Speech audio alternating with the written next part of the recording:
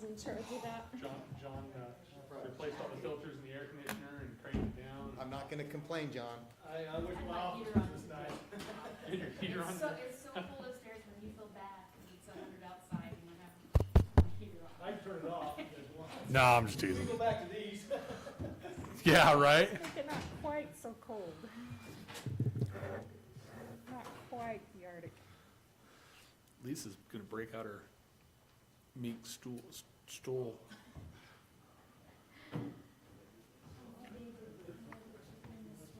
Yeah. It was like, I was like, I can wear a sweater, or I can wear a longer sleeve. I'm gonna wear a longer sleeve. Hopefully it's enough. Need to get a blanket next.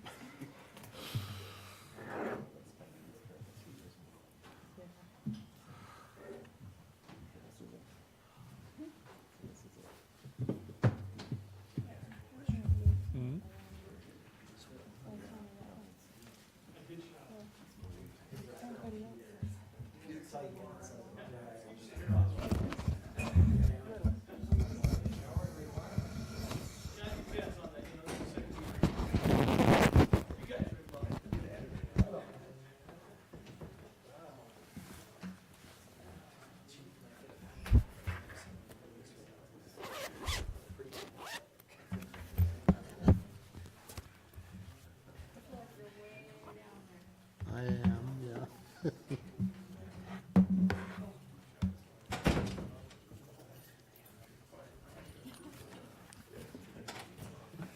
It's locked for court security. I'm not sure why, because you can't get out. That one doesn't lock, does it? Oh, you know what they do in court? They leave that open. That way, if they have to flee, they can shut it. Because I was like, why would they lock themselves?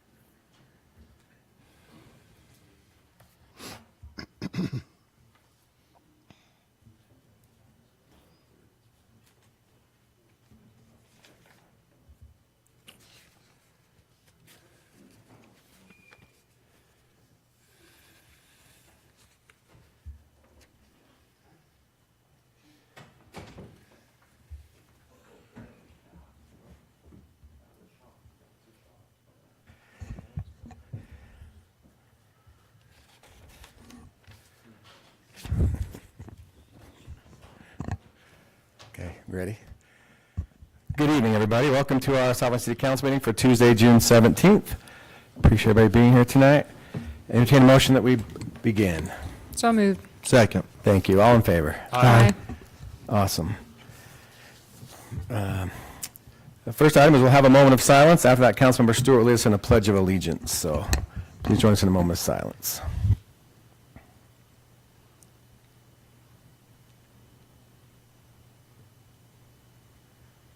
Thank you. Please rise.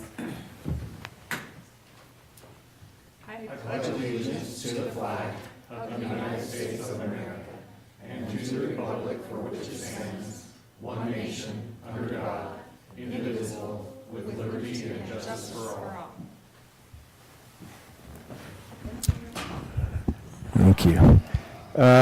First item here, item 2, recognition of a new employee. We've got a new animal control officer. Would invite Chief Park, our police chief, to come and introduce us to Brett.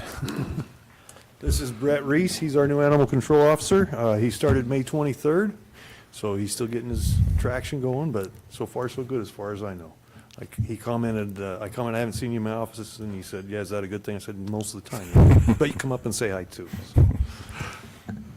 You want to just introduce yourself real quick? Tell us a little bit about you. Yeah, so I'm Brett Reese, and I started just a few weeks ago. Loving it so far. Very good. Where are you from? Where are you? Originally from Idaho. Okay. Yep. Live in Riverdale now. All right. Very good. Well, we're happy to have you. Appreciate you being Thank you, here. sir. Thank you. Very good. Next is public comment. Time for you to address the mayor and council and staff with any questions, concerns, comments. I invite you to just come on up and tell us your name and what's on your mind. Hi, when I called, they said I would be on the agenda, but I don't see my name, so I'll just keep it brief, okay? That work? Yeah.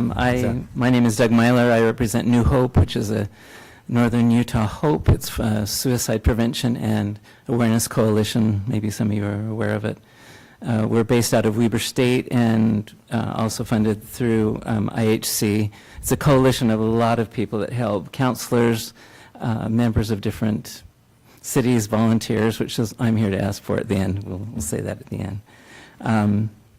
What do we do? We make people aware of resources that will help them. QPR training is a very important training to do.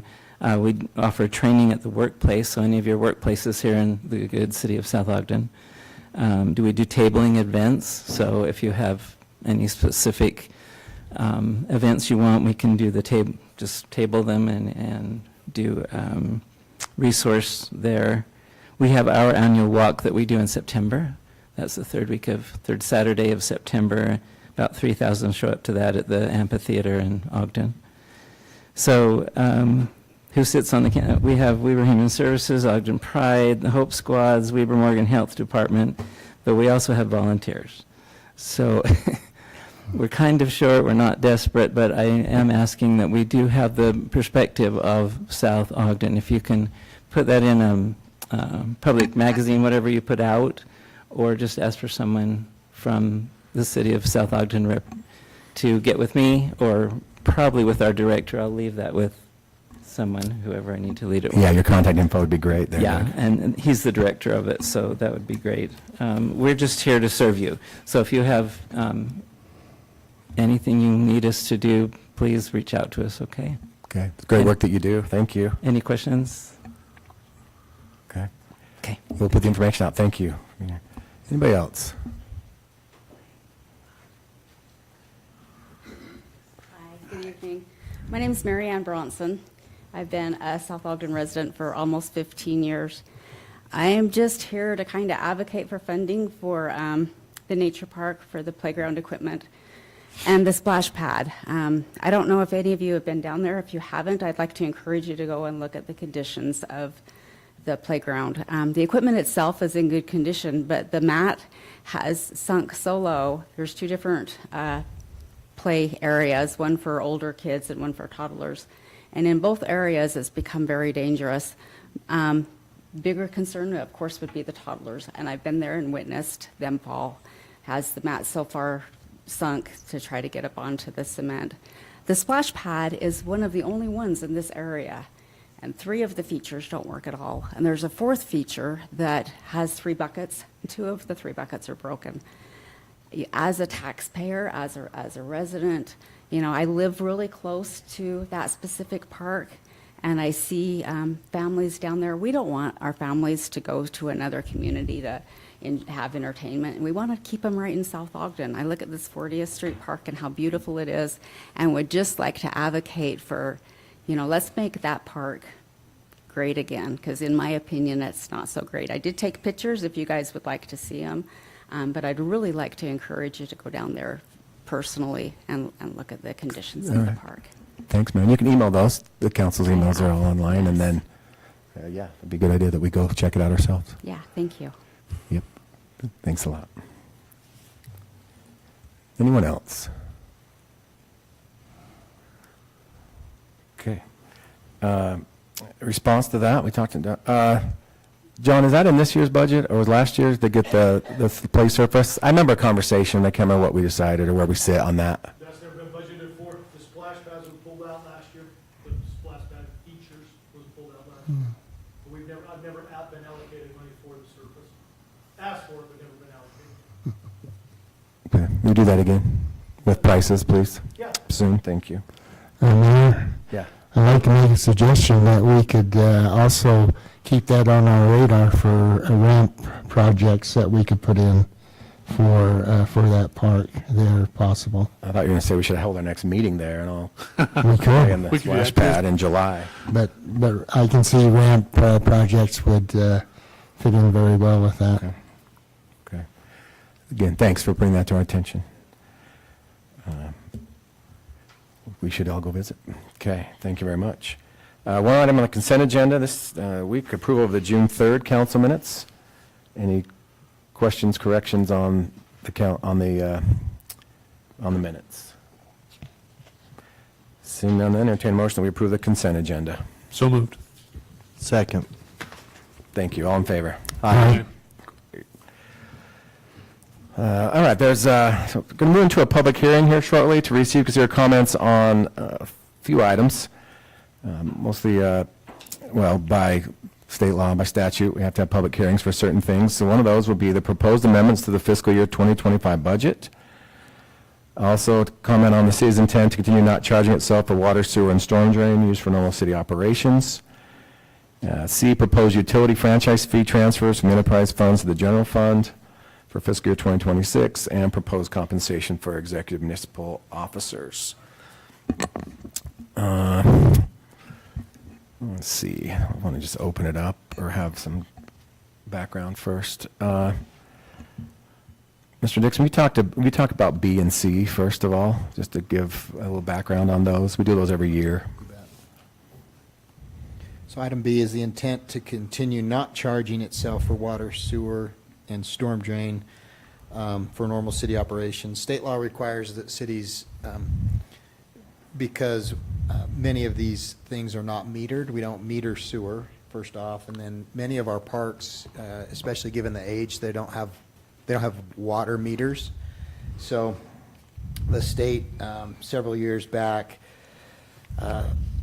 created some requirements where cities are asked to calculate, well, what is the value of that water that you put on your parks? And we're supposed to then disclose, as we are today in a public meeting, what the value of that is, that we're choosing not to charge ourselves for water. And the same, of course, goes for sewer, storm drain. And those numbers I don't have right in front of me. They're in the packet here, Mayor. I could hurry and try to find those. That's okay. But we have quantified what what the value of those services are that we're not charging ourselves for. And then isn't another reason because we would just bill ourselves and then pay ourselves? Like, isn't that That's a part of factored it. in this too? Yeah. Okay. Yeah. It'd just be like, Don't charge yourselves. Yeah. Anyway, I'm sorry, Mayor, I can't find it real quick, but I'm happy to. 54, thank you. And I'm using a different program too, so I'm trying to learn how to find page numbers on here. Do you have it, Councilmember Stewart? If you have those amounts, would you mind just sharing maybe? So the water amount is 71,503, sewer 82,976, storm drain 45,251, garbage 34,465. Thank you. And then item C, Mayor, that's the proposed utility franchise fee transfers from the enterprise funds to the general fund. I gave you the wrong amounts. I gave you the ones for the proposed transfer, not the practice of not charging itself. Oh, Do you want the right number? yes, please. Water fund, 75,468, sewer fund up to 14,451, storm drain up to 20,873. Thank you. So item C is proposed utility transfer, franchise fee transfers from the enterprise funds to the general fund. In a similar way that we charge other public utilities and private utilities to use the city-owned right-of-way for their pipes or their cables, the city also, the general fund, also charges our utility funds the same, and that's a franchise fee. So our water system, our water enterprise pays our general fund a franchise fee so that the water lines can be in the city's right of way. I'm hopefully that makes some sense. But because we do that, we have to also disclose in a public meeting, hey, here are the transfers that water, sewer, and storm will be making from those enterprise funds, those business funds, to our general fund. And those amounts are also listed. Is that what you gave the first time? Okay. Mayor, I hope that's explained it, and I'm Yep, sure thank Peter you. can clean anything up that I've misstated or left Okay. out. Peter, do you have anything to add? Just that a copy of all these rates did go out on the utility billing notices, so the public is fully aware of all these changes. Thank you. And then item A, there's some amendments to the fiscal year budget, which will be discussed eventually. And then proposed compensation for executive municipal officers. Certain employees have their, every 3 years, their, what's the word I want? Their compensation packages are up for debate, or not for debate, but up for discussion and approval. So, Mayor, Yeah. could I just add, Please. the proposed compensation, that's something that's, I think we're only maybe 2 years in. The state legislature passed a law that says all, what do they call it, executive municipal officers. So what's in the packet just shows the pay ranges. I think we may have included more than just executive officers. We just include all of our positions. So again, this is another thing, in order to be compliant with state law, we publish that every year, and we're asked to have a public hearing to show what those pay ranges are for our different positions. Okay, Thanks, Mayor. thank you. Okay, Councilors. Is it correct, though, the one that was included in the packet does not have the correct numbers? Correct, so I sent those new numbers out to you just before 6 o'clock last night. Apologize for that. Did you get that? Okay, very good. Good point. The public will get it in the minutes. We'll attach the new ones. That's true, but it puts them at a disadvantage. Sure. So, someone speaks to that, we'll give them some new numbers. All right, with that, then entertain a motion that we open a public hearing receiving your comments on the 4 items we discussed. So moved. Second. Thank you. All in favor? Aye. We're now in a public hearing. Invite anybody to come and discuss any of those 4 items that are listed there under items 6 on the agenda.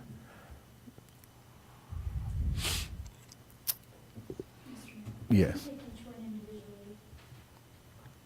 So ask for comments on the budget, since that's number 1. Okay. And then everybody who wants to comment on that can come on. It just helps with organization. But we're okay with the one motion to open the public hearing? Yes. Okay, great. Anybody like to talk on the proposed amendments to the fiscal year 2025 budget?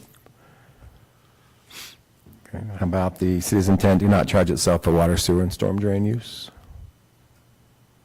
Anyone for the utility franchise fee transfers? Anyone for the proposed compensation for executive municipal officers? Sorry, can I ask a question? Yes. Are we live online? What- Streaming. Okay, thanks. Yep. Yeah, I should have mentioned that, thank you. Okay, well, seeing none, entertain a motion that we close our public hearing. So moved. Second. Thank you, all in favor? Aye. Aye. All right, we'll now move on to our discussion action items. First, consideration of resolution 25-20, amending the fiscal year 2025 budget. Mr. Angeward, please. Thank you, Mr. Mayor. Before you, we had in the packet amendments to the current fiscal year budget. The slight changes I would better draw the attention to for the public were a few duplicative items at the top of page 2, and they are the following account numbers: 1057-112, 1057-310, 1057-330, 1058-245, and 1058-650. Those items were errantly listed under police and should be stricken from any motion just from that category because they were duplicative. The other thing I would say is some of the larger transfers in the budget are lease transfers and lease payments that were made. They were budgeted for certainly in the transfer allocations in the budget writ large, but they were not budgeted effectively by category where those expenses were actually coming out of. There's quite a few enterprise fund transfers on here as well. We did a round of budget amendments back in May, but we didn't do so for the enterprise funds at that time. So this is, for the most part, what we are doing is trying to project through the end of the year to address where our budgets are anticipated to finish and ensure that we are, at the very least, cognizant of where those expenses are anticipated to end up. And then, and I want this to make this a regular exercise. The last 2 pages, we are also looking at opportunities to reallocate funds. So where we've underspent, let's go ahead and reallocate those funds where they are needed. And the very last grouping of items, just kind of some miscellaneous items amounting to $20,418 are really just nominal changes that needed to be made. And so just want everyone to know that we're trying to monitor these categories to the best of our ability and appreciate your consideration. Thank you. Questions for Peter? Mayor? I don't have a question, but just a Yeah, comment. I just recognize how our departments, and I've been here for quite a few years, and never has this organization and our department heads had the mentality of, well, it's in my budget, so I'm going to go spend it. And that's evidenced by the financial report that you received in the work session to see how we're anticipating ending the year with revenues over expenses. And so even though we are, at times, we open our budget, we make amendments, and we move some things around, I just want to add my, support to Peter and just recognize our department heads that they're always very mindful of what's there to spend, and they recognize that if they don't spend it, it doesn't mean that it's going to disappear. They won't have, what they need to do their job. So just appreciate that. Thanks, Mayor. Thank you. Good comment. Okay, then entertain a motion. We approve Resolution 25-20, amending the fiscal year 2025 budget. So moved. Second. Yeah, do we need to note on that motion, the changes to? So moved with the changes that Peter mentioned. Is that sufficient? Second. Thank you. Good call. Any further discussion? This is a roll call vote. Councilmember Stewart? Yes. Councilmember Howard? Yes. Councilmember Stevens? Yes. Councilmember Howe? Yes. Awesome. Thank you, Peter.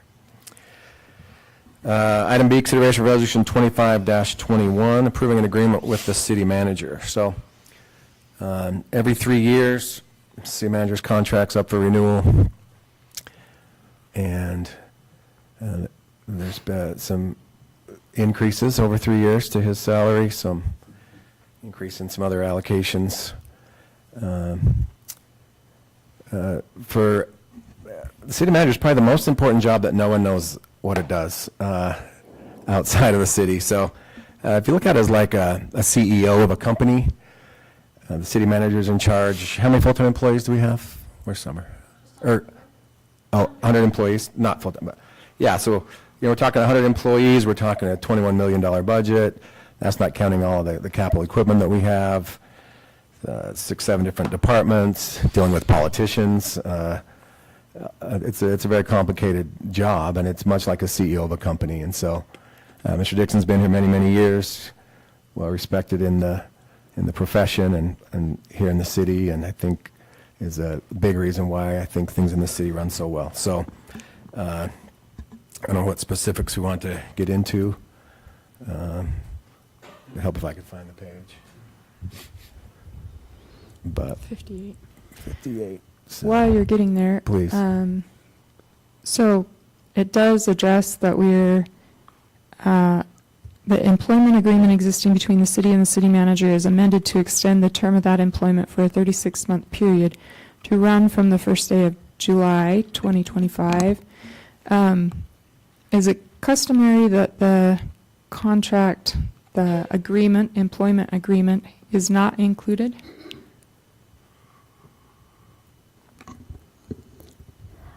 So this was a discussion between myself and Assistant City Manager Palmer, and Summer, you come up. we looked at it, and we looked at the wording in the resolution. This is one that Mr. Bradshaw drafted up many years ago, and the wording in that Paragraph or sentence? paragraph kind of suggests that. And there's nowhere in it that it says it's included with attachment A, and that is always part of it if it is included. And so we decided it was meant not to be included. It is public, however, if anybody wanted a copy, they could ask for it. I just think it's interesting because even as a council member, I don't know if I have seen it. And so, anyway, yes, I could ask for it. It's much more transparent if it's already included. That's true. So you want to speak to the compensation aspect of this? Yeah, as we sure. looked at? So I think the compensation that has been denoted in the contract is in line with the market study that we just did and the normal compensation procedures and processes. So it's not outside of those guidelines. The compensation is just part of the compensation adjustments that we're doing for all the other employees for the city. As far as the contract itself, again, we kind of went by the document that was drafted, and I think cities treat that a little bit differently with each one. Just followed suit with what we have been doing. So I don't know if this is the place to talk about this or if this is the compensation that we would talk about it later, but I am concerned about a significant pay increase that this would indicate for him. If I understand right, he would be getting over a 20% increase in his pay and benefits from what he's had, and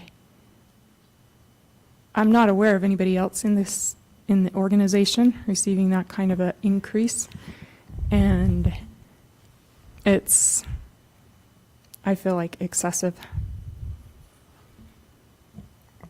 Other thoughts? Mayor, I'm happy to answer questions as well Right. if you care to. You don't want us to act like you're not even here. This is the most uncomfortable meeting. It's always awkward. Every 3 years. It's always awkward, yes. Every 3 years. Yeah. And so the agreement is public. There's been no intention of not sharing that. I thought a copy had been provided to the council. Mr. Dixon offered me a copy of it, and I said, well, the resolution doesn't say that it should be attached, so I don't need it. So in all full disclosure, he offered it. Okay. So You want the last speak to time, that? so yeah, Please. Summer talked about the compensation. My salary has always been treated the same as other employees. That is, we go out, we look at the market. There has been nothing different as far as the salary. This time around, I did go look at adjustments to some of my other allowances that had not been adjusted since 2014. And I thought it was reasonable to look at those to say, okay, the benefit of that particular allowance since 2014 is not what it was in 2014. And so I applied a very reasonable 2% adjustment, right?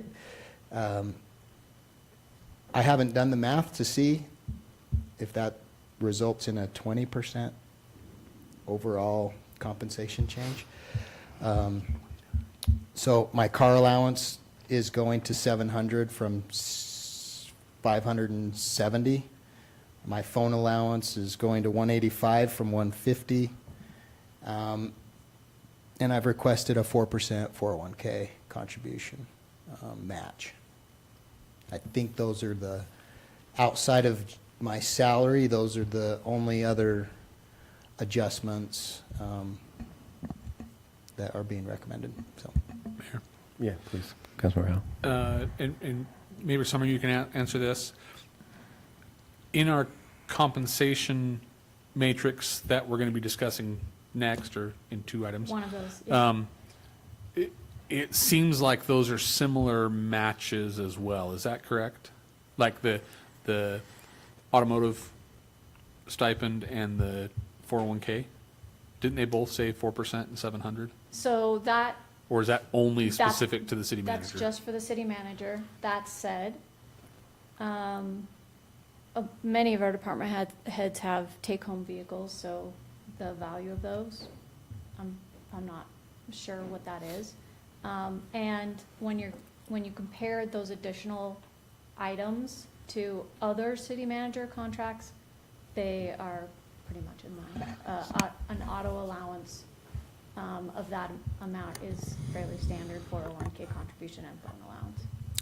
So here's my concern, and I agree a little bit with Councilmember Stewart, that we had a discussion in weeks past that other than performance, compensation was going to be discussed among the council. That's what was mentioned at that last meeting. We hadn't seen the compensation package either in the packet or outside in a separate email.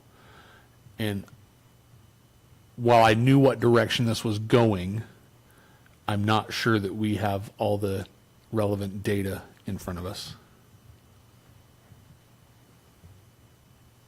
What else would you like to see then? Well, I would have liked to have the conversation about the compensation package, either in a closed door or as a council. And to Summer's point, I believe you went and did that research. I don't think we've seen that either.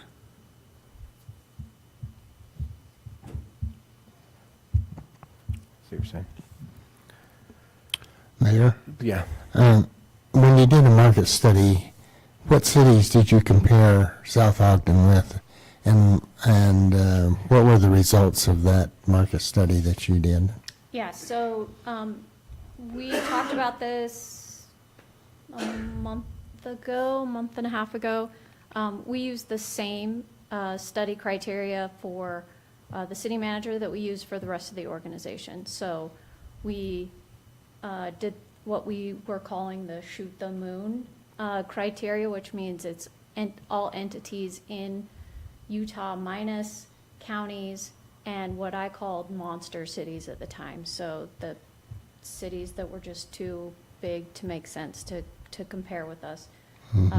Specifically Salt Lake City, West Valley, Orem, and Provo. So what cities were closely compared with South Ogden, and what was the market study on those cities? So all of those cities, anybody else who had a match in the system, compared to our titles. So there's how many different entities in the state? Was it Riverdale one of them, or what? So the way TechNet works is Anybody who is in the system and compares to a specific title, that's a comparison city for us. So Riverdale probably matched on the city manager title, but may not have matched on a water technician title, for example, because they may not have that position. So it was an entity that we matched to, but their titles may be matched differently to ours. But city manager would have matched. City manager would have matched, Okay. yes. And is there a program very similar to our program that we're talking about here this evening? Meaning that the city manager has a contract? Uh-huh. Yes. And the Yeah. level of the contract, is it very similar to South Ogden? Yeah, so every city manager, every city has a different contract that they use. They're not necessarily cut and paste in every city. But most city manager contracts are about the same. They have compensation, they have renewal clauses in them, those types of things. Okay, thank you. Car allowances, phone allowances, and retirements are all pretty normal components of a city manager contract in addition. And so the amount that shows in the graph is including retirement, et cetera? No, in the compensation is just, in the compensation table that I sent out, that, all of those are just salaries. Thank you. Yeah. What step are you in that, Matt? 15 or 16. You're maxed out, aren't you? Yeah, pretty close to No, maxed out. few years. Okay. It's an 18 step. Yeah. Go ahead, please. So, if we want, we could put it up on the screen and we could talk about it. The only thing that qualifies for closed-door session is when you're talking about my performance. Am I doing the job you want? Do I stink at it? Am I great? What can I do better? That stuff, state law allows you to go into closed session. Compensation and all of this, fortunately or unfortunately, we get to talk about it in the public. So I'm not nervous, ashamed, embarrassed. I feel like I bring value, and I recognize some of you feel like you don't have all the information, and I apologize. But we have till the end of the month, and I really would like to continue to be employed here. But if it's your decision, like, so we could talk about it and put it on the screen and go through it together and answer questions. But that is a requirement to be discussed in a public meeting. It's not like, hey, let's just all go have a conversation. I work for the public. I'm a public employee. My contract's available, my benefits, it's all there. So I'm not embarrassed or uncomfortable to say, here's what my salary is, here's what my benefits are, and you guys can decide if you want to renew my contract. Mayor, Yes, I move to call the question. Okay. Thank you. Entertain a motion that we approve resolution 25-21, approving agreement with the city manager. So moved. Second. Motion is second. Can I ask a question? Yes, you may. So this contract necessarily includes the amount, his salary amount, yes or no? Yes. Yes. Okay. I don't have it right in front of me, but we could certainly, It's in the packet. Well, it's not in the packet, but it's in an email. Oh, it's in the email. Yeah, you're right. I have it, I can print it out for you. I have it. Thank you. and other than the salary, I know what the others are, because I said car allowance, phone allowance. Salary is 199, 198, something like that. So just under $200,000. Yeah, that's what I remember. And I think it's like Uh, 195. This is a roll call vote. Councilmember Howe, Yes. Councilmember Stevens, Yes. Councilmember Howard, Yes. Councilmember Stewart. No. Thank you. Item C, consideration of resolution 25-22, amending salary compensation guidelines. Summer, please come back. Didn't go too far. Summer Palmer. come. Summer's Still here. summertime. Summer's Still way hot here. out there, guys. I have arranged for a nice respite. On Also a Saturday. fancy word. Word point. For South Ogden days, it's going to be just like 75 degrees. You're welcome. Good job. Yeah, got you. But that's on Friday. What about No, that's on Saturday? No, Saturday. that's on Saturday. Oh, is it? Friday, I Friday's- couldn't get it. Friday's I couldn't get 2 days toasty. in a row, so it's gonna be toasty Friday, but Saturday. Yeah, that's right. All right. Okay, so as we discussed again a few meetings ago when we talked about our compensation. We talked about the need for making some updates to our compensation policy in the personnel policy manual in order to align with kind of some practical things that we were doing. So specifically that the market analysis was going to be more than just Riverdale moving forward, that it was going to be this shoot the moon approach. That would include all cities or all entities, I guess I should say, and I say entities because some entities like water districts, for example, we want to be able to get those matches, but they're not cities. And so I wanted to use the word entity, Utah entity specifically, so that we make sure we can capture some of the data from those important districts that also use the TechNet software that we match on. So, so moving away from just the Riverdale to the Shoot the Moon, we also talked about doing this study more frequently. So instead of doing it every 3 years, doing it every 2 years, and then just doing the adjustment, the COLA adjustment on those odd years. And so we talked a little bit about that. One of the other things that I did some work on was looking at how other cities are handling those COLA adjustments, those market adjustments that happen on the off-cycle year. And so while a lot of cities will do a market study every year, or they'll use some kind of a CPI adjustment. The common thread that I saw was that many cities were using the URS COLA number every year as their market number that they used for adjustment. So I actually added that. I know we hadn't really firmed that up, but I did commit to doing a little bit of research on that. And that's the number I'm recommending that we use moving forward for those off-year adjustments to make sure that we're staying on top of things. What is that number that URS uses?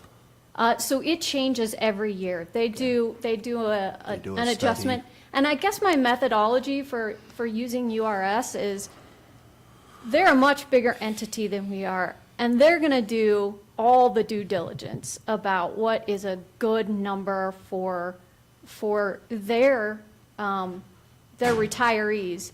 So given that they're doing all of the analysis, why not piggyback on that and use them versus a number that may be more specific to a region or is just another federal number out there. So I felt like that was maybe a safe number for us to go to and use.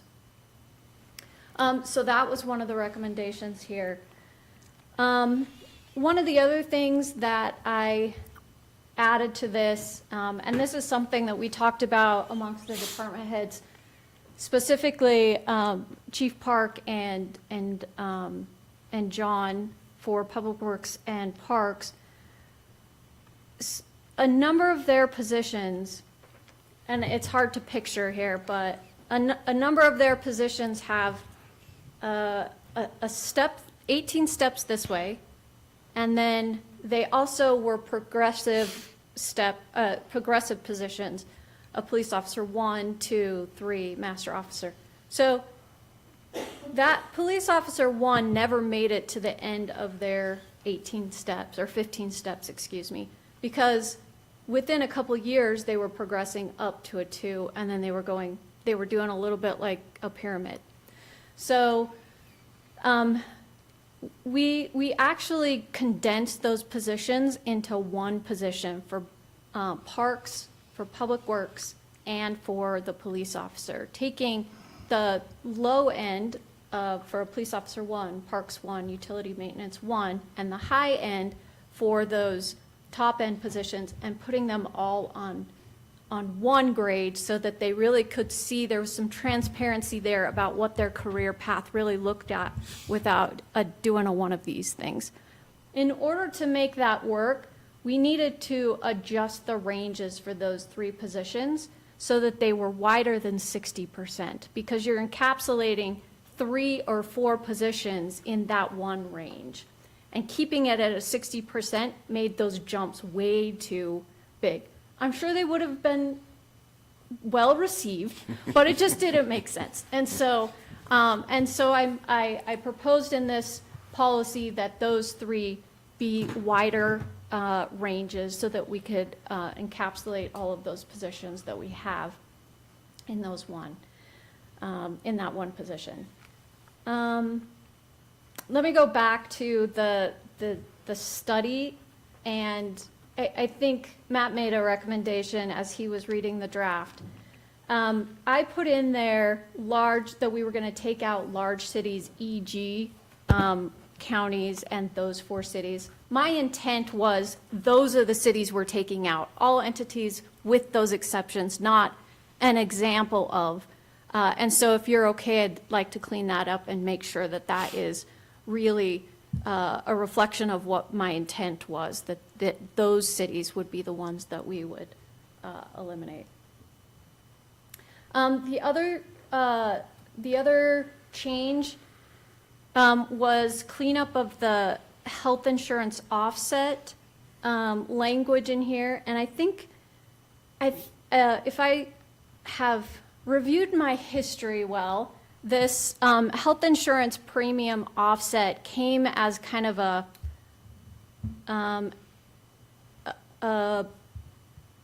concession for once we were making changes to our insurance, and we wanted the employee to pay something, but then we ended up giving it all back to them in HSA and then a 401k contribution. So the hard part about that was just because there were so many moving pieces of that, it wasn't very clean for me to explain to new hires that really you're not, whatever you're paying, you're getting all back. And so this really just cleans up the language about those benefits, but keeps the intent, which is when there's increases to those premiums, the employee is going to be responsible for a portion of that increase. And in this case, it would be a reduction of what they're getting from the city in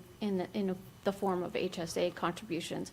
If they save money, if there's a reduction in the cost of benefits, then they get some of that additionally into their HSA. So it was a cleanup of language there that just is a reflection of what we went to, and makes it easier to produce benefit documentation, which is much better for attracting new talent to the city. The easier that language is to explain, the easier it is for these new hires to understand that. Yeah, please go ahead. Councilmember Stewart. I have a question. On the previous language, it sets a dollar amount, and I didn't see any indication of a dollar amount. Yeah, so the dollar amount is basically, it is where it is right now as of the last language. And so now it's just a sliding scale. So instead of having to update the language every year with a new dollar amount, it will Right. just change by the percentage.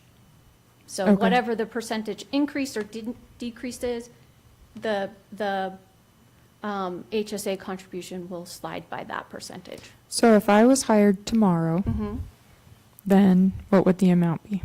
$174 a month-ish. I think it went from 170, well, our premium actually decreased this year, so I want to say it was either 173 and went to 174, or 175 and went to 174. And so is that the base number? Yes, And yes, so as the premium goes up or goes down from there, then that's where. bingo. And it will never be reevaluated? Not unless we come back to council and say, we want to reevaluate this. Otherwise, it will just adjust every benefit year that we get a new premium change. Effective January. Yes, correct. Okay. Yes. Thanks. Thank you. Any other questions about that? The last thing is, the URS has required us to add language to our policy regarding council compensation. So this sliding scale that I mentioned that URS uses, this compensation max will also be adjusted by their COLA increase each year. But that was a requirement that they had us add. Can I So ask a yeah, question? go ahead. So on that, it says,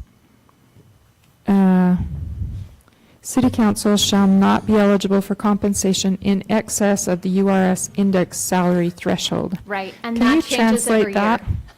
Yeah, so right now that is $1,250, and then every year it's adjusted by their COLA increase. Now, I would love to tell you exactly where that is in URS policy, but I think we searched for a good 3 months to try to figure it out. So it's in their hands somewhere. Every year they will adjust it, but right now that's where it is the $1,250. And ours right now is about what? 700-800? Yeah. No, it's more than that. more than that. I know it's more than that, but I just don't know the exact It's amount. under that amount. I know that. Okay, thanks.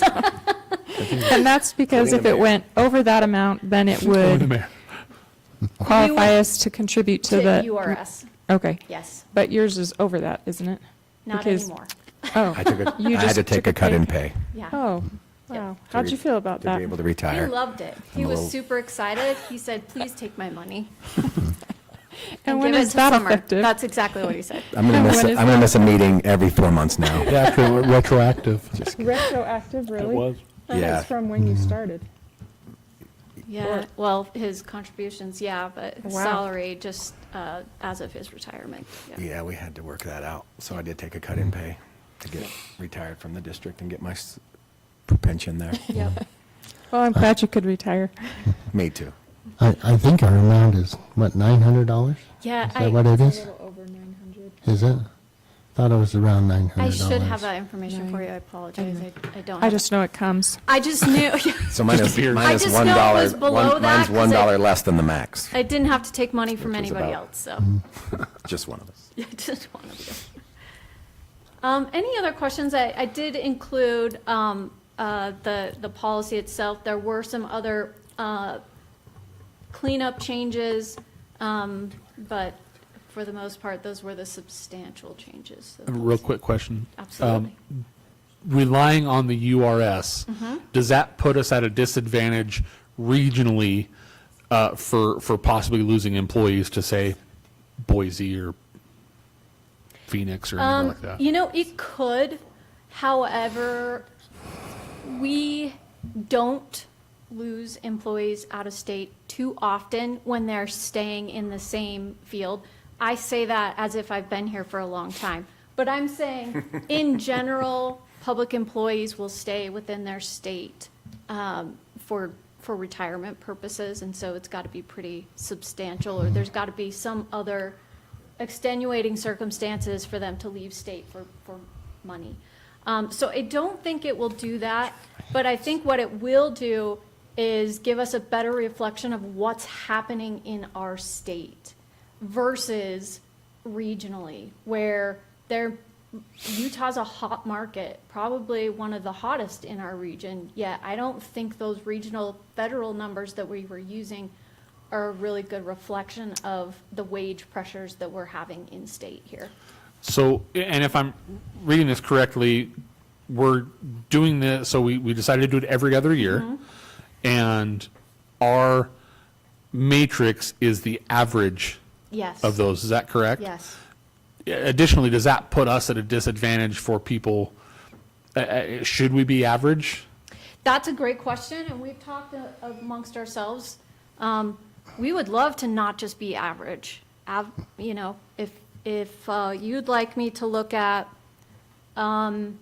you know, we want to be 10% above average, or we want to just look at the highest. We want to match the highest in across the state.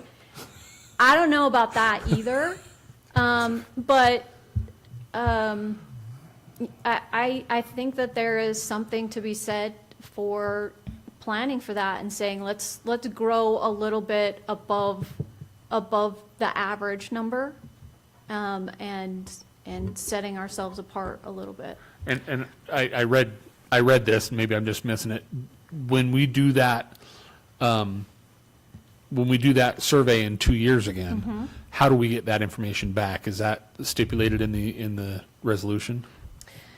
So the ordinance, meaning, how do we do the TechNet survey? Well, I just want to know, are you going to inform council when pay rates go up? Yes, absolutely. So, what my intent would be is to do the same as that we did a couple months ago, where we run the market analysis and we come back to council and say, we've run the analysis, we've taken out these counties and these cities, here's the increase to payroll for average.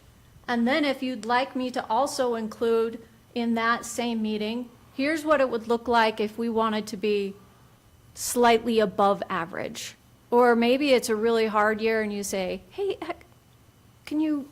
what is it, you know, if we go slightly below the average market? Does that make sense? So that's definitely something that I can bring to council every year when we do that market analysis. And does this dictate a timeline it needs to be done before the end of the fiscal year that year, or is it a? No, for me, I want to have that information when we start having budget conversations, so that it's built in, so we can build those dollars in early into a budget. So do we need a caveat that by April, by March, by? I would like to put that, yeah, that's kind of what I was thinking. That's fine. I just don't want to forget about it. I mean, Yeah. we've talked about just kind of prioritizing things, and this would be one thing that, I mean, it does say every 2 years, but when in the 2 years? Is Yeah. it before the budget? Is it as we're doing the budget? Is it? Yeah, it only makes sense to me that it's built, that the recommended increases are built into the initial budget that Yeah. council starts seeing. So like April is Yeah. kind of like what he's, I'd appreciate that. Yeah, absolutely. Happy to add that. Mayor, I think that's part of our budget discussion. Yeah, and Yep. it And it is. has to be in our budget aspect. It of is by tradition, but if we have it in writing, that's Yeah. even better. Yeah. Yeah, I'm happy to clarify that in the policy. And on that note, what is the budgetary impact for this year with this change? So I think we talked about it being just below 7%. I think like it was between 6 and 7%, somewhere there. Yeah. So For that's- all of them? Yep, that's overall increase to payroll. Exactly. And, okay. Yep. But you don't have a, like, oh, that's 250,000, or that's, I don't have that off the top of my head. Let me see. Let me see if I've got a spreadsheet I can pull up real quick with that. okay. And you could look and we can talk on the next one, if you want. Let me see. So it looks like, if I'm looking at my numbers right,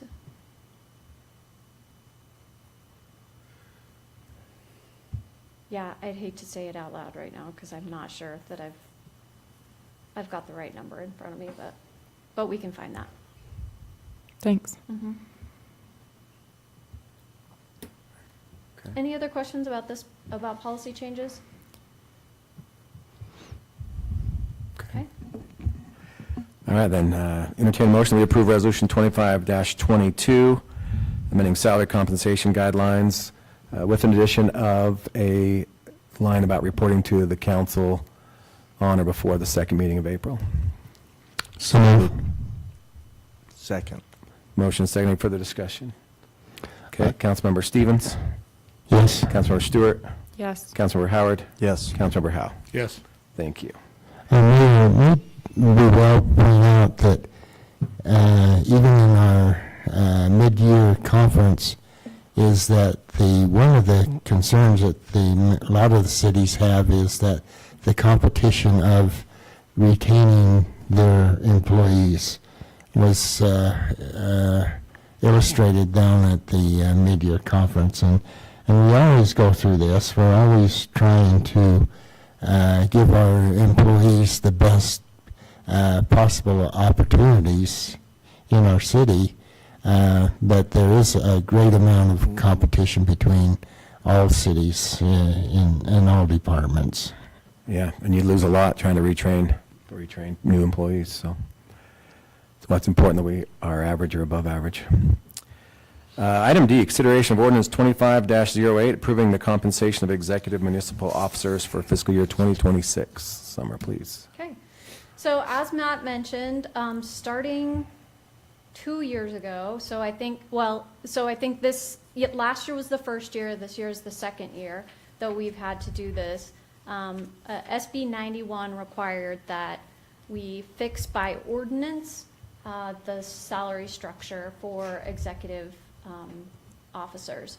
So we've just included all of our employees as part of that resolution last year and again this year.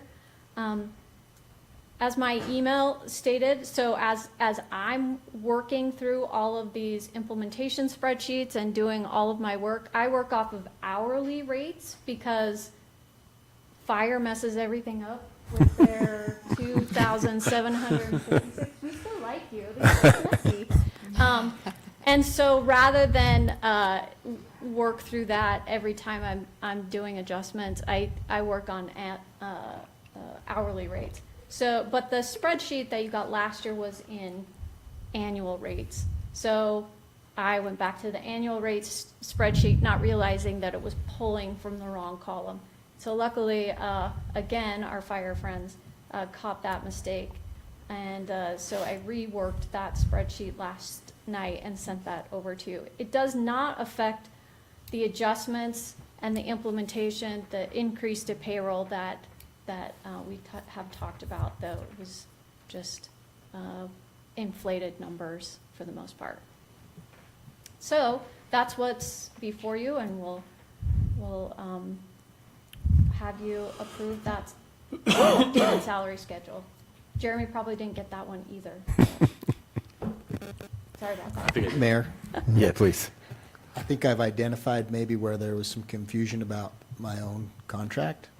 Because the number I received about a month ago when I drafted my contract for review is not consistent with what's in this scale. So I don't know if that was a part of the confusion and the analysis when looking at my compensation. But I even hate to bring this up again, but I'm just looking at the scale that's before you to adopt, and I'm going, Sold I'm not yourself, plugged sold in. yourself short, didn't you? I'm not plugged in according to this where it says I should be. So It's too late. if I Yep. do get, if I do get plugged in, that will change the things that we've talked about. And I don't remember, I don't know, summer of, So 9585 is step 16. so in my contract, I don't list an hourly, it's just an annual. So that's So where I got that's- the, that's where, yeah. that's why I remembered it saying 199 or something. So, yeah, Not so easy. hourly rate 9588 is, Okay. July I'll be a 15 year, July 5th, Right. 15 years, so. I don't know if that puts me at a 14 or a 15 No, it's. or a 12.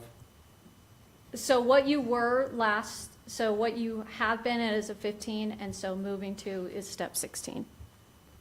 And that is different than what is in the contract you just approved. I just want to point that out. So We'll catch you back up in 3 years. which one is it, so, my question legally though is if we're passing this ordinance by matrix, after we passed your contract, which defaults? I'm not your attorney, but That's, But I would say, my contract is completely a negotiated deal, right? So I'm guessing if our attorney was here, he would say, you negotiate with the city manager whatever you want. And that would be binding, it's an employment contract, because I'm the only employee that has a written contract of employment with the city. So to answer your question, I think legally, they would say, what you're comfortable approving for your city manager is what he or she gets. so since your contract is negotiable, should we remove the city manager line from this matrix because Or asterisk it as a guideline.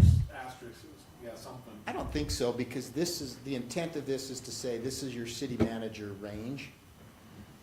And that pay could be anywhere in that range. And so I still think you need to publish it, I guess is what I'm saying. If you wanted to asterisk it, or caveat that with something, You can't say either, huh? I can't either. So. I've talked more about myself in the last 30 minutes It's than I word. care to. Right. So. It's big word I'd just like this Tuesday. to be over with. I just was recognizing that we had that discussion and some of you were confused. And we just got to steal. And That's then I good. scrolled down and Yeah. was looking at this saying, this is not consistent. So, again, So- I don't want to derail this conversation because this is the salary schedule that we need to adopt for all employees to be compliant with state law.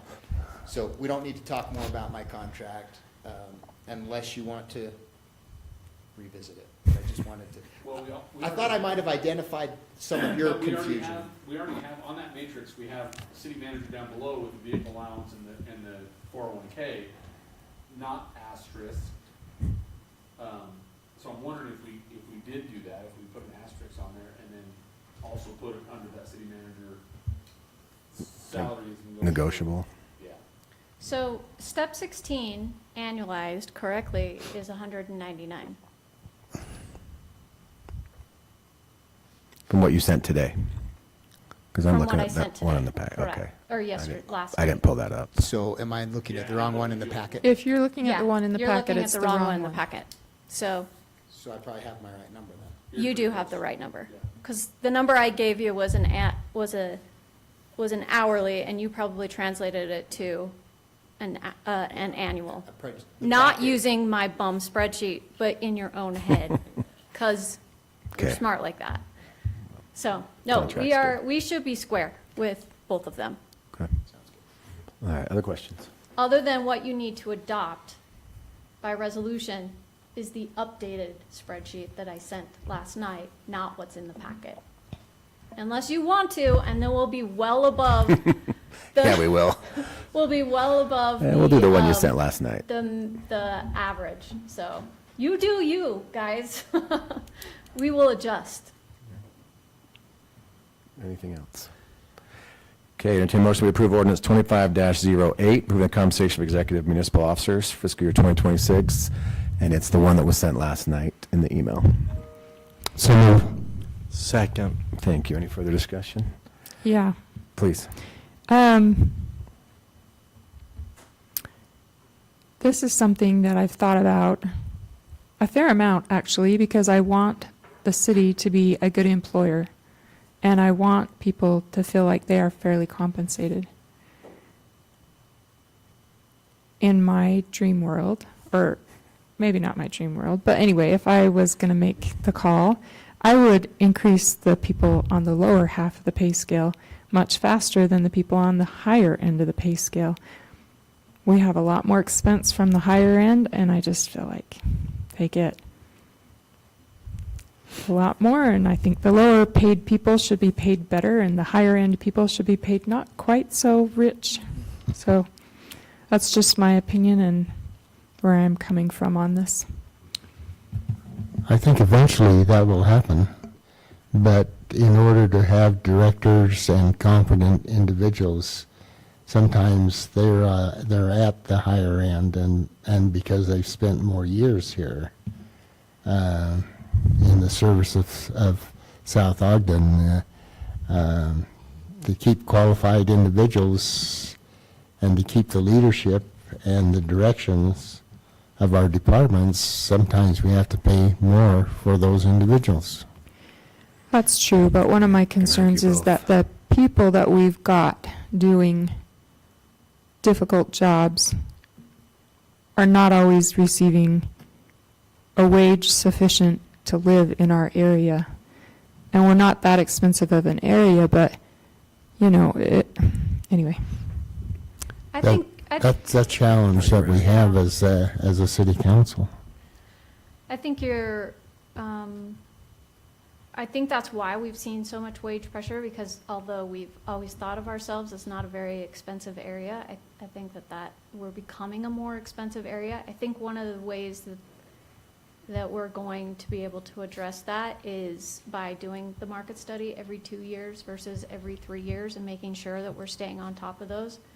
And maybe we do look at being above average. We are looking at positions across this, across many different entities at this point, and recognizing that these positions are getting paid similarly in different organizations, kind of is a reflection of what that job is worth right now. And while I see your logic, when you kind of stop the top from growing, you end up with some compression issues as these positions continue to grow. It's not something we can't address, but it is kind of a reflection of, well, why do I want to take on a leadership role if I'm making no more than the guy that I'm supervising, because there's no headroom for those leaders in those positions. So that's just something I've dealt with in the past. Yeah, please. So, in your coming on board and learning about our I thought when this compensation plan was originally put together, we did gradually accelerate folks at the early We have. steps. Yeah. Does this We do that, didn't or change did we that. just, we did not change that? We did not change that. Because I'm so- pretty sure we built into that. Yeah, so they get like more of a 6 or 7, up where to- the top I wanna guys get say a 2 up or to 3 or 3 or midpoint, 4. Yeah. Employees get a higher percentage of merit increase.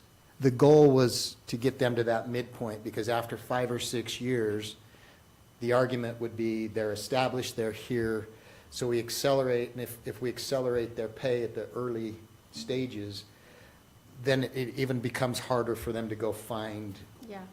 Yeah. Yes, a and we did comparable not rate. So change that. We didn't change that. The Okay. The spread, That's good. the pay scales are still built, so in those early, step 1 through 9, they're bigger increases Yeah, than when they're 9 through 18 or Yeah. 8 through 15, depending on what pay scale you're in. I always thought that, Susan, that I have more money now than when I had my little kids at home scraping by. And now I Yeah. got no kids and I got money. Yeah. It's really weird how that works. But yeah, I wish I would have had it then, like Yeah. these guys. Yeah, for That's sure. good. You're right on that. Okay, this is a roll call vote. Councilmember Howe? Yes. Councilmember Howard? Yes. Councilmember Stewart? No. Councilmember Stevens? Yes. Thank you. All right, some of you are still there. Good job. Item 8, discussion item, special events in city parks. that's me. That's Okay. still you. Okay. I'm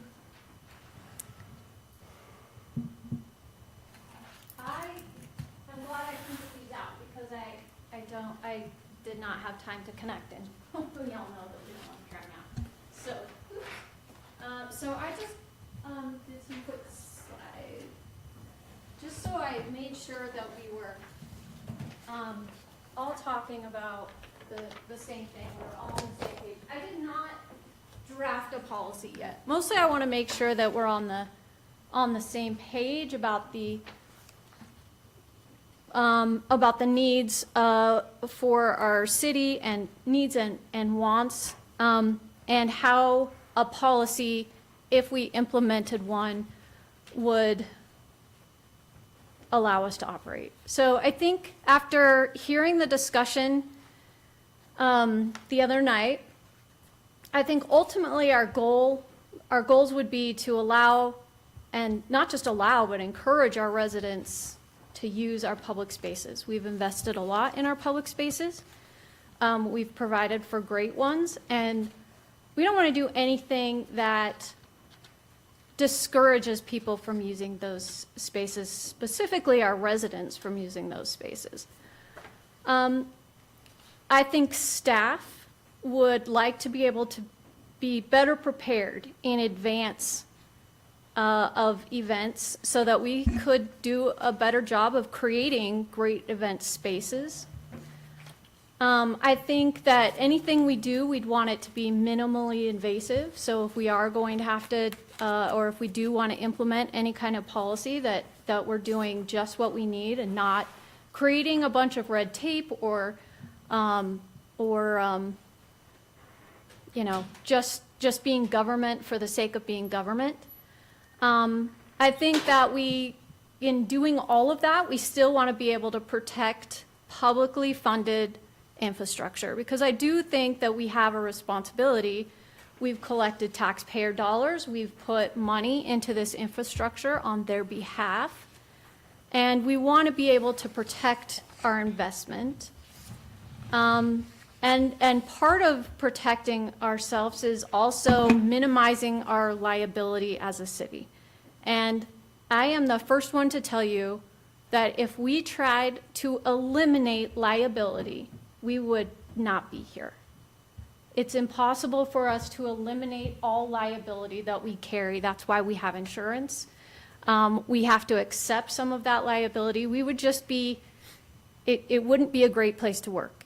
Or play or live if we did everything with the mindset that we're just going to be eliminating all liability. So I don't think that's the case, but I do think there's something to be said for minimizing liability where we can. And then the other goal for this policy, I think, would be minimizing staff costs as best we can. Am I missing an important goal that we talked about last time?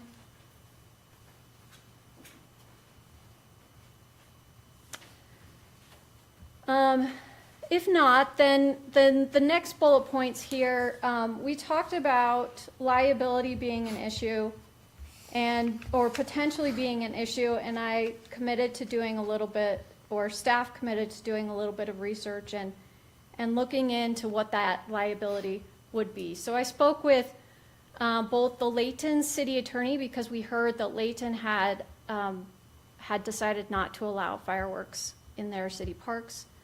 And then I also talked with Jason Watterson, who is the senior loss prevention consultant, or at least our senior loss prevention consultant with our insurance company.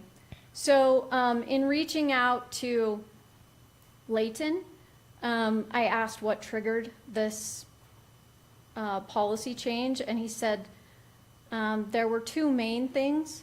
First was that they had just a gentleman who decided to put on a public fireworks display at one of their parks, and something went wrong, and there were discharges into the crowd that caused injuries. And it was the same just shortly before or after that the Stadium of Fire injuries occurred, and they realized how dangerous fireworks were. The second thing was that there were only two parks that were big enough to allow fireworks to be done in, and those two parks ended up being a mess. He said the neighbors felt like they were in a war zone. We had fires in designated cans and dumpsters, and we also found that a large amount of people using the parks weren't even residents. So they had people coming in from other places, and their residents were frustrated with it. So the residents of those two parks actually came out and So, petitioned. sorry, quick question. Sure. They had fires that started, or, Yeah, in the cans and the dumpsters. So people would take their Oh, fireworks okay. that they had lit off, all of the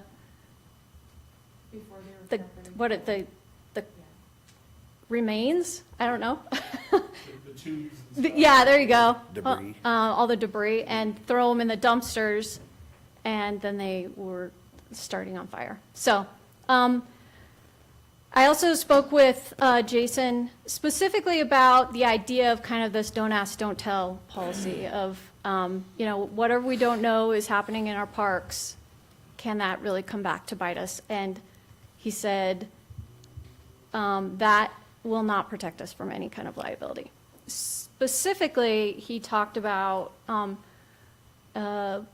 inflatables. He used that as an example. So most insurance policies actually don't have any coverage for inflatables. So inflatables are those bouncy houses or like inflatable water slides. And he said, just as an example, your policy doesn't cover those at all. So let's just say somebody comes, rents a Bowery, puts up a water slide, and somebody's injured, and they try to sue the city because it happened in their parks, and he said, and they will sue the city.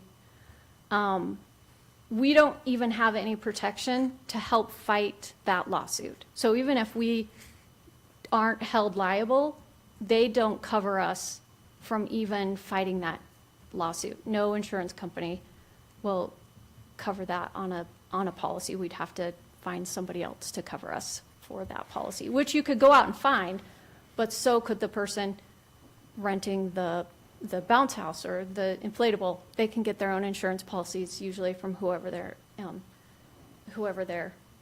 renting it from. So anyway, that's just one example of if it happens in your park, you will get sued, and you won't have any of the background or history or be able to show that you did anything to try to mitigate that risk, which could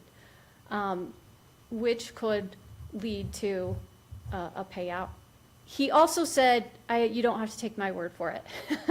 He's happy to come and talk to you a little bit about the cases that he's seen, things you can do to mitigate those, and just ideas on how to build a special events policy from strictly a liability standpoint. He's not going to have all of the details of what a good policy looks like beyond liability, but he's happy to come out and do that. Two things that we can do just out of the gate to mitigate those liabilities, though, is obtaining a COI, so a certificate of insurance. For example, our fireworks show is on the school district property.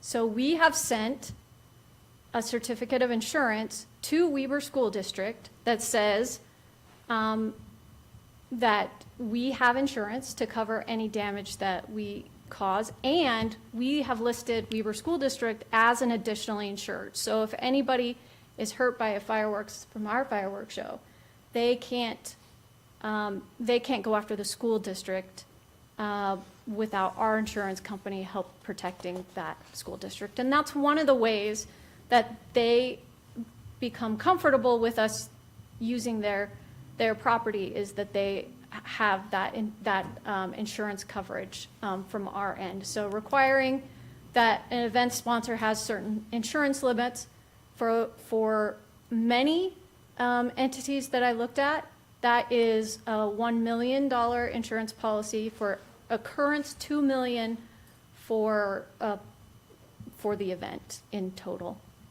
which seems pretty standard. and then also listing the city as additionally insured.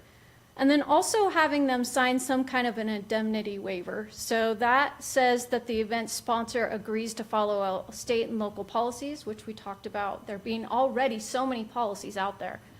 But this would require them to make sure that they're following those.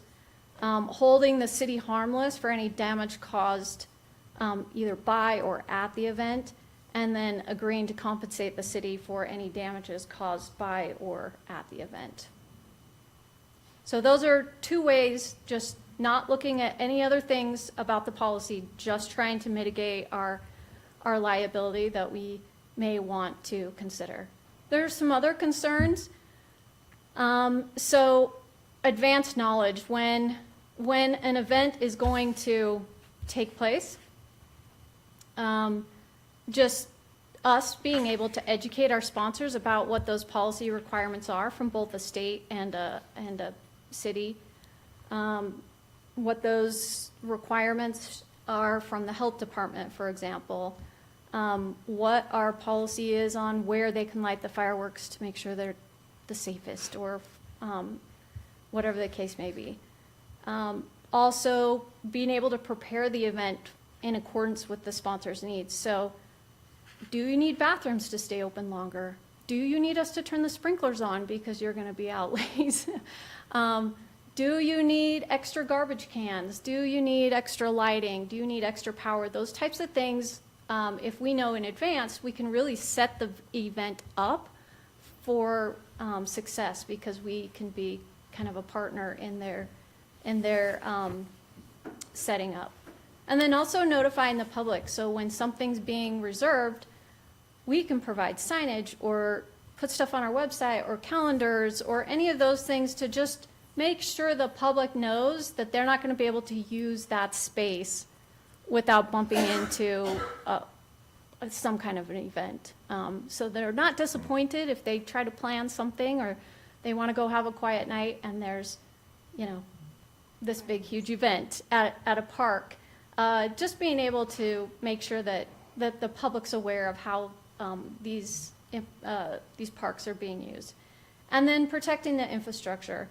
It would be nice for us to be able to better coordinate with event sponsors. So if they're going to put a bounce house on because they have insurance, we can talk to them about how to make sure where they can put it so that they're not killing new grass, or if they're doing water activities, making sure they know where to not run in dirt, or whatever the case may be. Just being able to make sure that they're protecting our infrastructure.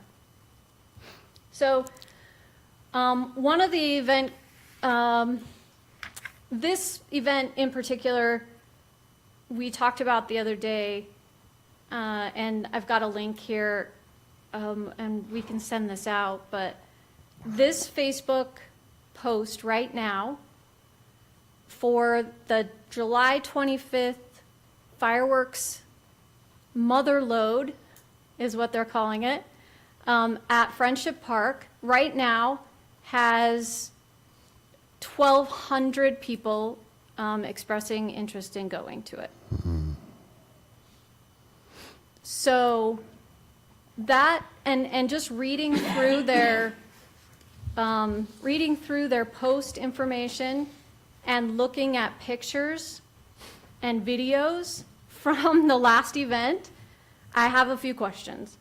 First of all, at over 1,000 people expressing interest in going, they most likely will need to apply for a mass gathering permit, which is anything over 1,000.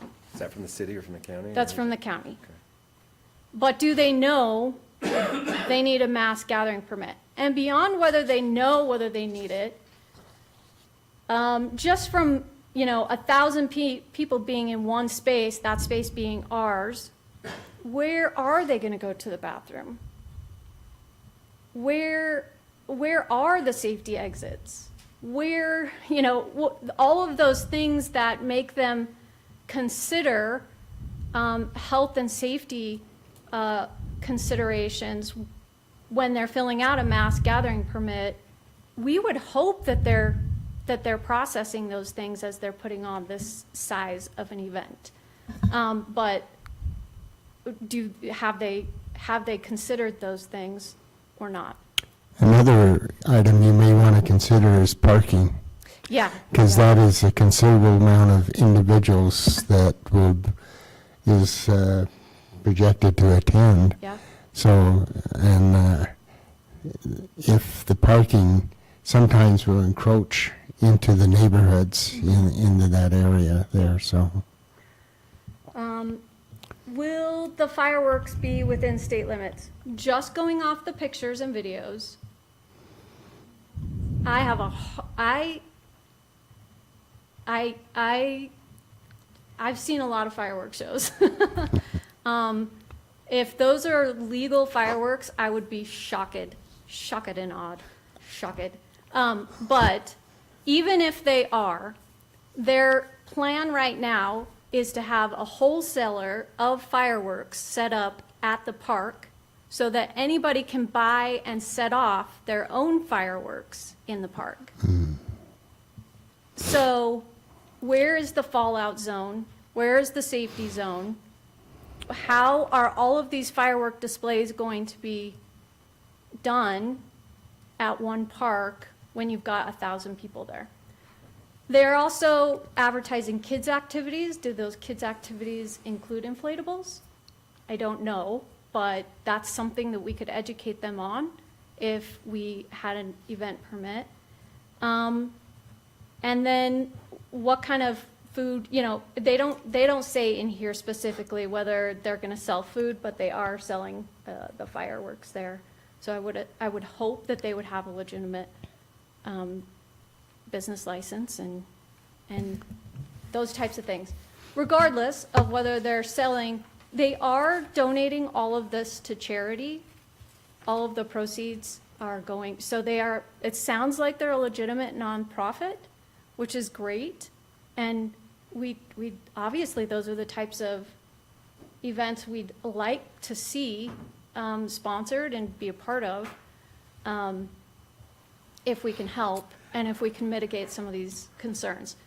So beyond the liability, what are some other policy considerations if we were going to build a policy?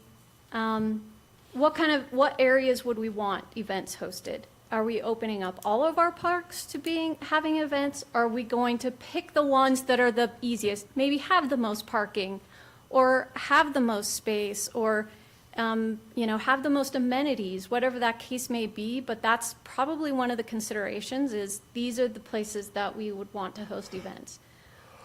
There's a difference between private events and public events.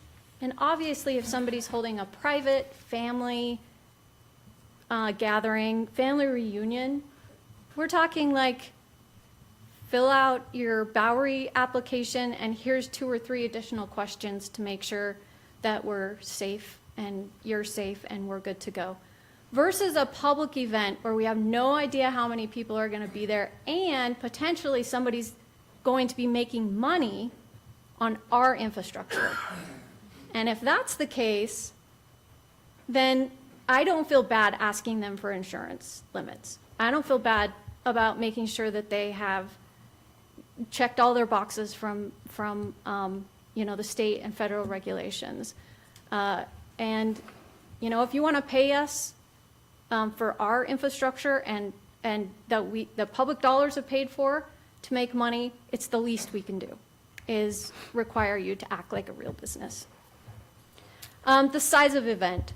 So are we talking 50 people? Are we talking under 500? Are we talking thousands of people? I think that size really, there's a joke there. But anyway, and then the event component. So will city support be required? Do you need bathrooms open, extra garbages, street closures, power, sprinklers? Those types of things are all things that we want to be able to provide if we can.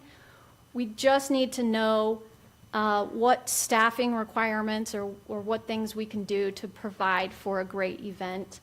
And then what kind of high-risk activities might there be so that we can get in front of those. So inflatables, pyrotechnics, any kind of temporary structure that can float away or break down become problematic, and we just need to make sure that there's things in place to mitigate those risks. And then, do they know what our rules are about alcohol in our parks? And do we want to change that? Do we want exceptions to that? Those types of things. And then there's the application fee or other kind of cost recovery. So we already charge for the Bowery usage. Maybe that's enough. Maybe that's all we need. If we wanted to start an events policy, maybe we don't charge much more than that until we go through it for a year and really find out what our hard cost expenses are.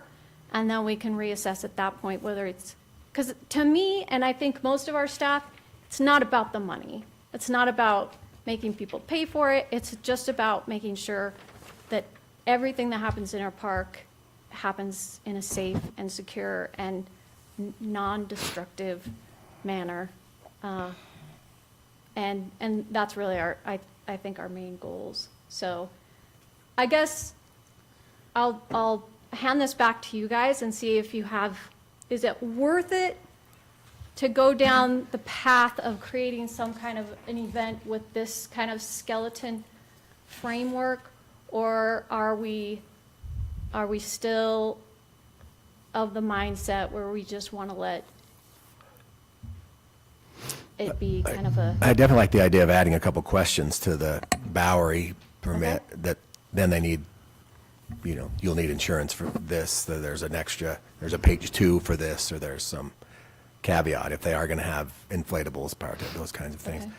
Okay. I just don't, and I know the lawyer said that, but the idea of if we give them a lot of assistance, it looks like a city-sponsored event. Right. And it's one thing to open the bathrooms and close the bathrooms, but we're not running crowd control. We're not closing streets. We're not for a private event, in my mind. Well, and it depends. So we know we're going to have potentially 1,000 people pouring out of this Friendship Park. Would it be in our residents' best interest to have planned ahead for some traffic control there, to help people get in and out of the parks? So it's not that we're not willing to help in those manners, and I don't think anybody would say, it's not our responsibility. It's more of, if we ask them to tell us what they need, then we're more likely to be able to provide it, versus just letting it be kind of chaos. And to your point about liability, we're not taking on more liability by doing that. We're actually gathering the right information to be able to mitigate the liability versus not knowing and then having it hit us after the fact. So, yeah. Go ahead. At this point, we are pretty sure that there's somebody that's going to do a big event Yeah. at our park. Yeah. And we can still require some things from them, or we can't require, do we have enough time between now and their event to actually have something put together? I have been thinking about this because I would rather take some time to put together a really good policy, but there's this thing looming out there that really keeps me up, honestly. And I think that it may be in our best interest to just reach out to the sponsor of the event, say, hey, we hear there's this big thing happening. Can you help us understand what's going on? Do you have, if they're a nonprofit, maybe they're willing to go get an insurance policy for this event. Will they sign an indemnification letter? And then what can we do to help you? Make sure that, do you need the bathrooms unlocked? Can we keep those open? Could you make sure that the fireworks are all done in the parking lot or in this area instead of on the grass? They do plan on cleaning up. They've got that in their post that they want to clean up. But if they clean up and throw all of the fireworks in the dumpster, you know, maybe we need to know when it's over so we can send a fire truck out there to douse the dumpster. Let's just get ahead of these types of things instead of just letting it kind of go willy-nilly. So I think that for this event, that may be the best way. And honestly, I think we'll find out really fast if they really want to be a community partner or if they are trying to abuse the privileges of a public park. I'll have him contact you. Is that okay? Yeah, yeah. The that's great. sponsor? And Mayor, Yeah, please. I do have some comments on that. I think this is an ideal project for our planning commission to come back with a event policy that the city could administer. I don't know why we're such in a hurry to authorize this. I don't know who gave them permission and say, yes, on July the 25th, you're going to have your event. This is our city. This is our parks that we're talking about. I have 11 or 12 items that I've written down that Summer, where she was going through, that I have concerns. 12,000 people at a park, 1,200. or 1,200 people at a park is a mass gathering. We're going to see that during South Ogden days. The bathrooms is an issue, the exits are an issue, the police and fire protection is an issue, parking is an issue, fireworks is an issue, especially for the neighbors in that area. Selling fireworks to other individuals who, do they go into the park and let off the fireworks? I'm not against the public using our parks, but we have to have a policy that not only protects the citizens, but also protects the city and protects our parks. Kids' activity, like you said, the inflatables, the foods, whether it's what kind of food are they going to produce there? We need to have a policy on how to administer Boweries, not only at this park, but all throughout the parks throughout the city. And the size of the event, this is a considerable amount of an event. The thing that I look at most interesting is that the insurance. Do these individuals who are putting on this event have the insurance to cover the many policies, programs that we have? You've outlined many. This CIO that we had to go through and have with South Ogden days. Are these individuals going to go out and get $1 million or $2 million insurance for this program? I don't know. I don't think we ought to be in a hurry to justify this event. We're not putting on the event. They came to us, and I don't know who gave the permission to do it, but we need to have a solid South Ogden Days policy on the events, not only in our parks, but also in our Boweries and so forth. I'm not really energetic to put a stamp for approval. The Planning Commission could give us guidelines and we could review those.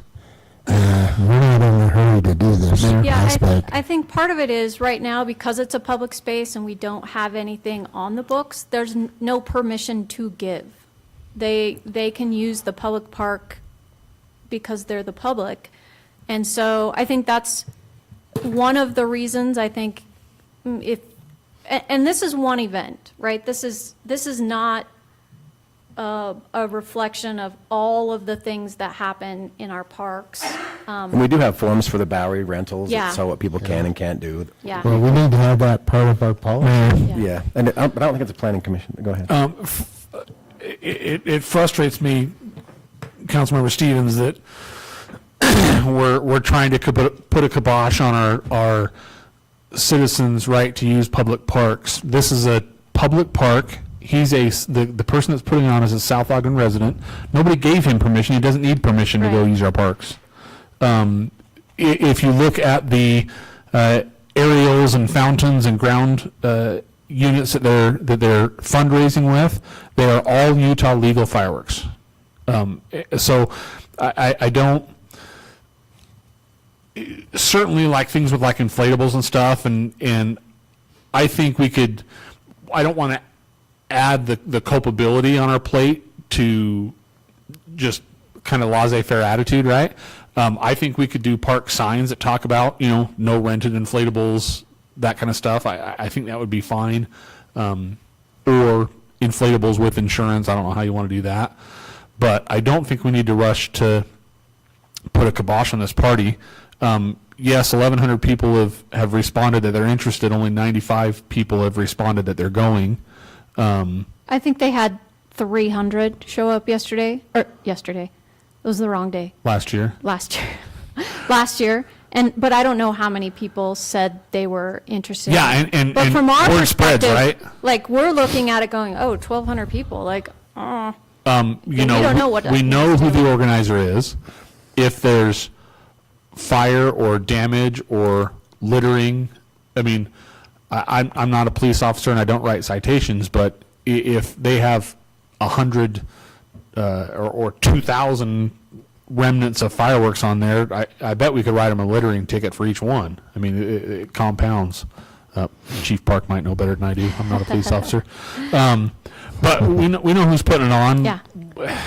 And I think that that's to our advantage right now, is that we know who this person is and we can reach out and say, hey, I am here's not some opposed to a questions. conversation. Yeah. I am opposed to putting a hammer on it. I completely agree. I'm not putting a kibosh on it. What I'm saying is that we need a policy that controls any type of event that happens in our parks. Yeah, and I think for me, And we don't it's- have that. yeah, I think for me, it's less about controlling it and more about getting all of the important information out there early enough to have it be addressed with the city and the sponsor. And I think the sponsors, he's conscious of the liability as well. Right on the Facebook post, talk about, bring a long chair and a fire extinguisher. We might need it, Yeah. Well, that does not help me. Doesn't instill Flip a night. confidence in Sorry, your Jerry. ability. Guys got fire extinguishers. I mean, If they're telling them, each individual person to bring a fire extinguisher, that's like, okay. I mean, that's, How that's- about you just let us send a fire truck? yeah, or Yeah. again, I think having a conversation with the Yeah. gentleman is a good idea. Yeah. I have his number, I just got it. And personally, I think that's why a good policy for me is so nice, because at this point, we know this person's information, we can have this conversation. We don't know all of the details about other events, and that's all I'm trying to gather. Yeah, and they're not is- selling fireworks at there. Like if you read the Facebook post, it's purchase fireworks, order fireworks from this company. They're donating and helping us out to donate to this charity.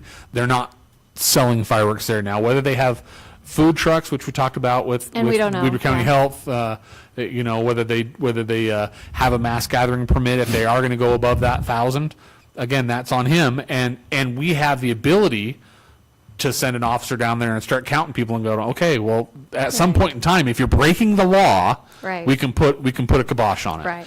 If they're following the law, then we should allow them to Agreed. do what they want. But I think this gentleman, the one good thing, and I'm not saying we shouldn't have a policy, by the Mm-hmm. way. I think we could have policy, and again, we talked about bounce houses and Right. stuff. But I think this gentleman may give us some good ideas Yeah. on how that policy should be shaped and should be formed.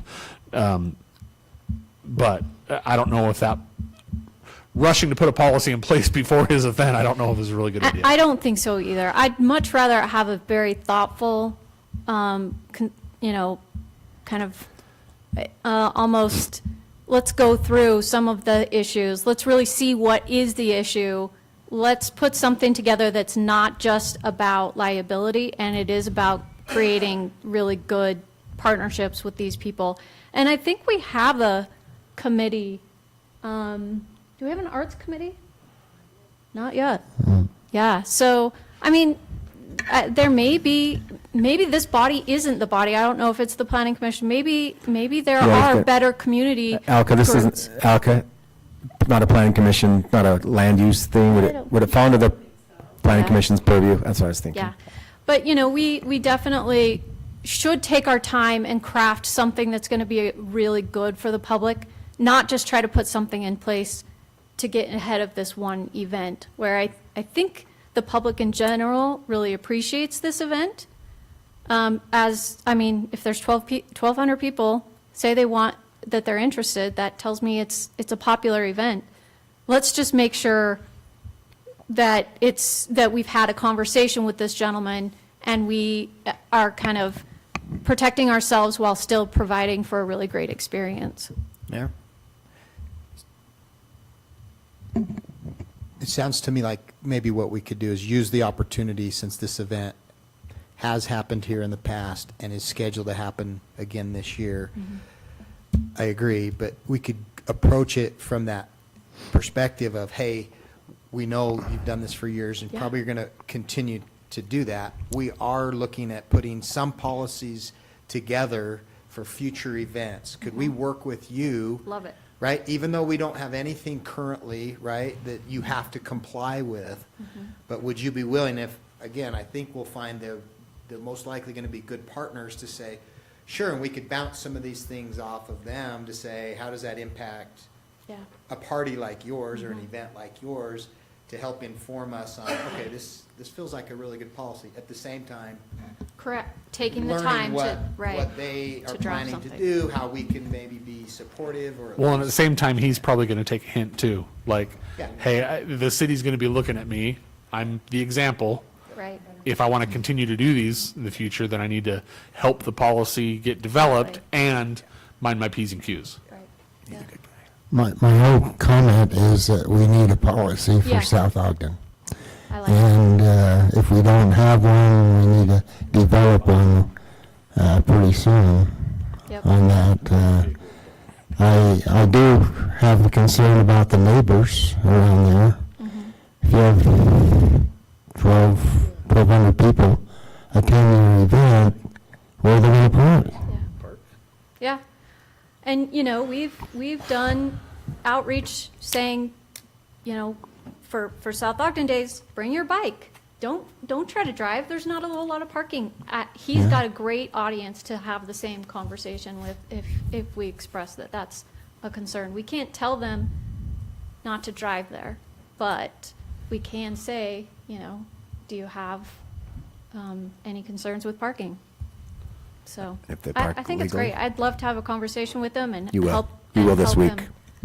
He'll call you this week. Okay, great. And that was awesome, Summer. That, I mean, it's a good presentation, and I appreciate you reaching out to Leighton especially. That's I knew something was behind it. Yeah, right? I know.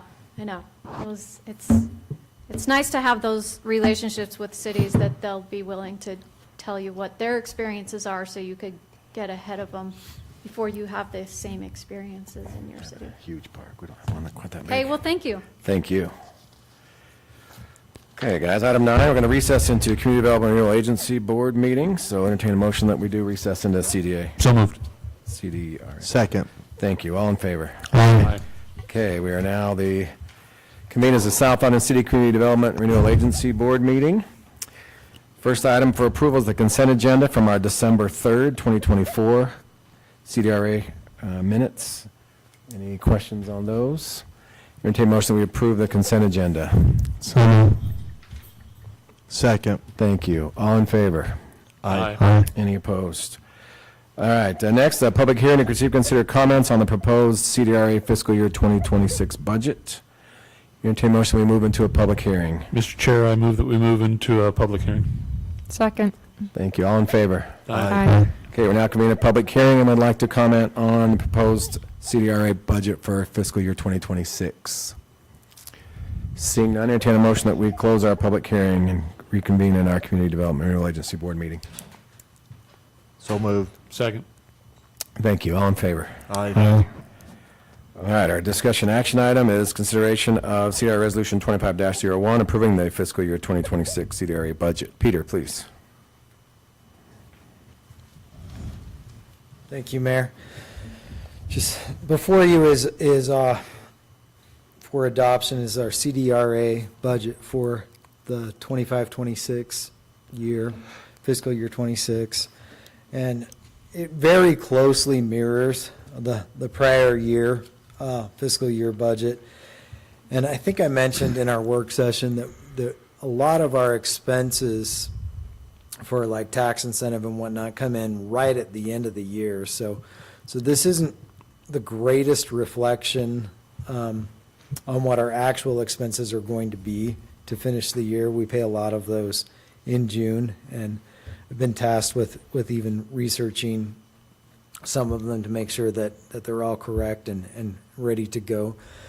But you'll notice that we currently, of course, have the two major projects, the Young Mazda project area that's really in a mature stage, and then the City Center CRH project budget also before you that we hope is going to continue for many years to come. That one goes through 2030 right now, I believe. And then lastly, you have the Housing Authority Fund here that includes some transfers in from the City Center CRA, depending on what those receipts are. I think, honestly, this budget is fairly straightforward, and if more things come up throughout the year, then we may ask for amendments, but at this time, we're kind of going off the information that we have, and I believe it is ready for prime time. Yeah, Councilmember Stewart, or Board Member Stewart. On the final page, CDRA Housing Authority Fund, I guess, it says grand total 614,290. Can you give an explanation? Yes, so that's the current year adding up all three projects, actually. So that's the balance that's in the account? no, actually. Okay. It's actually just combining the totals for the Mazda project and the city center and the housing project. So it is a little bit misleading, so I'm glad you asked. So that's the about that. 51 plus the 563? Yes, sir. So I don't understand what it's telling us is 614.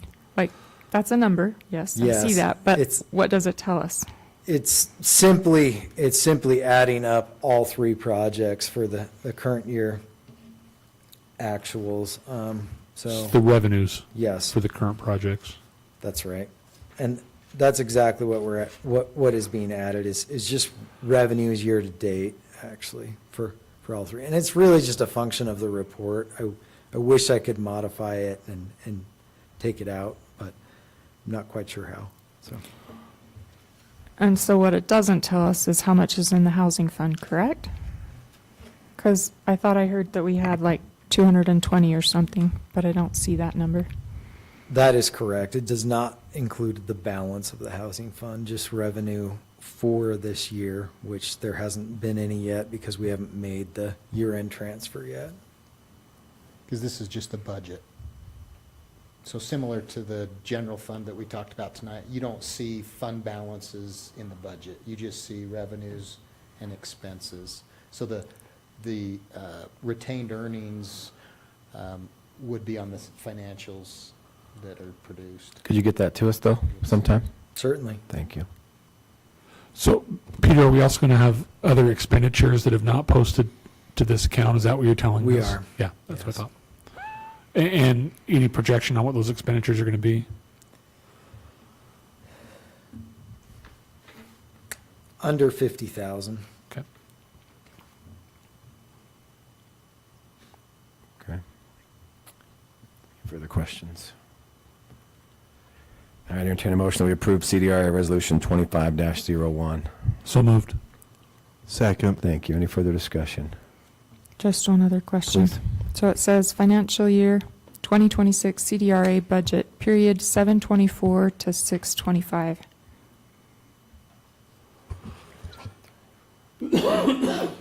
never mind.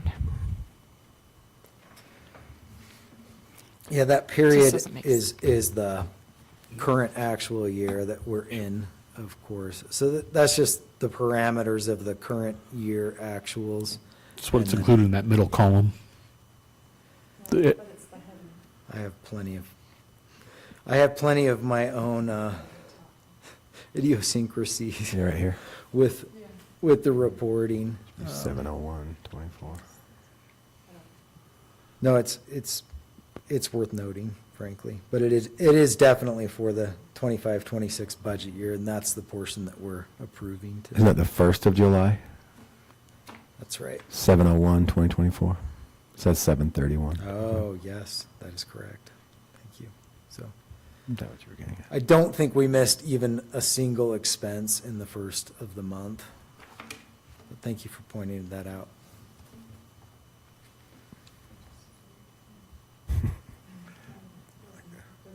Period of the year, yeah, year ending.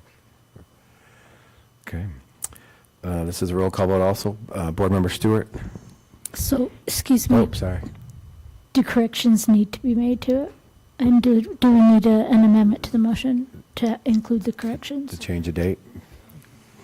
Sure, entertain a motion that we approve CDR Resolution 25-01 with the, Well, we already have a motion on the table. Yeah, so I'll amend the motion to include the actual budget dates of 7/1/25 through 6/30/26. Second. very good. Roll call vote. Board Member Stewart? Yes. Board Member Howard? Yes. Board Member Stevens? Yes. Board Member Howe? Yes. Thank you. Thank you, Peter. Entertain a motion that we leave our CDRA board meeting and reconvene as a city council. So moved. Second. Thank you. All in favor? Aye. Aye. Okay. Reports, direction, city manager. Councilmember Howe? I'll pass. Councilmember Howard? Same, I'll pass. Councilmember Stewart? Well, since they passed, that means I get to take their time. You do. So woohoo, I hope I have a lot. Actually, I don't have a lot, but I did go to a conference this past week and saw something really interesting, actually. It was hosted by the State Historic Preservation Office. And we went on a little tour around town, and their city hall happened to be a bank that had quit. Anyway, they decided to close their bank in that town, and the city uses it as their city hall. And I just thought, well, that's a creative reuse, but there are lots of opportunities, lots of options that maybe are not what you would generally think just straight out of the book. But anyway, it was fun to see. As part of it, they had an agreement to include some history. So on their one wall, they had a wall that talked about the history of the area and some of the things like that. But anyway, it just was really interesting. You walk into this, it looks exactly like a bank, and it's their city hall. And that's everything. Sorry, guys. Go ahead. It just came out of my mouth. What do they use the vault for? Well, they still The have mayor's it. office, just lock him in. We did go in a couple of buildings, actually, that had been banks. The one did not have the vault anymore. This one still had the vault. So, I don't know, maybe they put their records in it. I don't know. But they still had the vault. So, What city was it? Mount Pleasant. Oh, I'll leave it down there. Yeah. Okay, Very, that's all very for me. cool. Thank you. Okay. Councilmember Stevens? Maybe they put the city manager in the vault.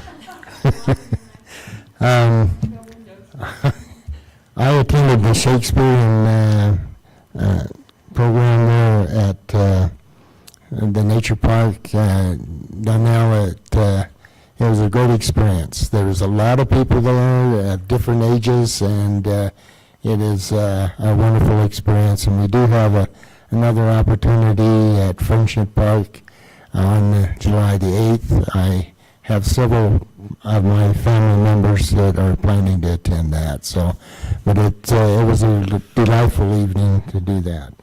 Again, this week we have South Ogden Days. I wore the shirt that says South Ogden Days, so it'll be a great event for us.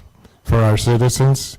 I hope that we can all enjoy it and be able to not only enjoy the festivities, but also be able to have the fireworks that evening at the park. So, and that's all I have. Thank you. Mr. Dixon. Thank you, Mayor. Just a few quick items. Had a kind of an end-of-the-year assessment of the Youth City Council, kind of wrapping up our first year. Danielle did a great job of, getting us all together and talking about what we learned, what went well, what do we need to be looking at for the next year. And I'm excited that we're just going to build upon what I think was a very successful first year. And we'll be, I think, putting out in July information to the community to say, hey, get your youth signed up if you're interested to be a part of the Youth City Council for the upcoming year. So thanks to Danielle and others from the city's perspective. South Ogden Days, of course, we mentioned.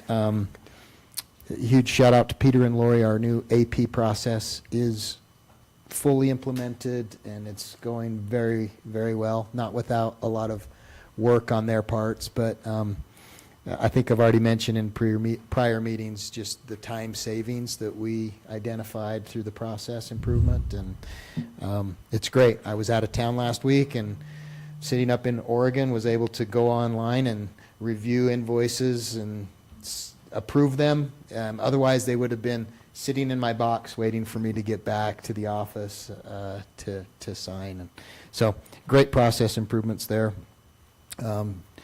Just express appreciation to Peter. He's been putting in a lot of hours, and I appreciate getting those financials up to date and able to help us. He's first year learning curves, huge for any position, especially I think in his position as finance director. So appreciate his hard work. We had a meeting at the transfer station. I'm on the Weber County, what are we called? It's like a subcommittee. We don't make any decisions, but the garbage committee. Interesting, there is a transfer station that has been permitted in western Ogden, kind of, it was a recycling center. Robinson Waste has now purchased it, and they will be doing recycling, but also mainstream waste. The conversation with the subcommittee, as far as how that might impact the county's transfer station, I think it wasn't too long ago we had on your agenda approval to have a waste stream guarantee, but I think we only went 1 or 2 years. And Weber County is saying, hey, cities, we would like maybe a 5-year commitment in order to financially plan what it's going to take to keep the transfer station in Weber County functioning. So I'll keep you posted on that. There's a lot of interesting things there, especially the new transfer station is coming in slightly under the cost per ton than the transfer station. So there'll be a lot to watch over the coming months and years. Fire consolidation. It's been happening for many months. Kudos to the chiefs to try to get all of the chiefs together and on board and trying to figure out, working together, how does this work? It's been a lot of work. And I will say our chiefs, Cam and Brandon, have led out with the other chiefs in getting them together and trying to make this happen. We have seen some preliminary numbers. The chiefs have now been asked to go back and look at the potential for some consolidation. Like, could we eliminate a station here or there? And how does that look? Without compromising or jeopardizing response times and service levels, of course. But so I know we've seen they're trying to set up another follow-up meeting with the consultant. So things are moving along. We had hoped that maybe it would have been done by now, but it's a pretty complex analysis, and trying to get the chiefs and city managers together to figure out, what do you include, what don't you include, and how does that look. So I'll keep you posted as that moves along, but we're getting, I think, closer to having some preliminary data for the elected officials to start looking at. So thank you for renewing my contract. I do enjoy my job, and I wouldn't enjoy it as much if I didn't have such great personnel here, departments, as well as elected officials, so I do appreciate it. Thank you. Thank you. I also toured that Robinson Waste facility. It's quite nice to have some good things going there. I think competition's good, and I think that'll help both facilities. Before you leave, maybe tonight, check out the paintings. Add a couple new ones and vote on your favorite paintings out here. The Palette Club did a great job with that. Excited for South Ogden Days this weekend. A couple things at 8 o'clock. Oh, no, that's different. No. On Friday at Birch Creek Park, it starts at 6. There is a city council booth, so man that, give out some treats to the kids, talk to the people, and it's supposed to be really hot, so dress cool, and that'll be good. And then parade Saturday. Parade Saturday. Got some new people lining people up, so any assistance there would be nice as well. And then back to the park for festivities on Saturday night. At 8 o'clock, I'll take the stage. We'll announce the winners of the car show, but I'd also would like to introduce all of you. So if you can make your way to the stage at 8 o'clock, I would love to have you join me on stage and recognize your work and your budgeting for this event and things like that. So appreciate all that Danielle's done. Went to a meeting today with some people from different departments, final South Ogden Days, and super organized, and everybody's on board, and it's just going to be great. So.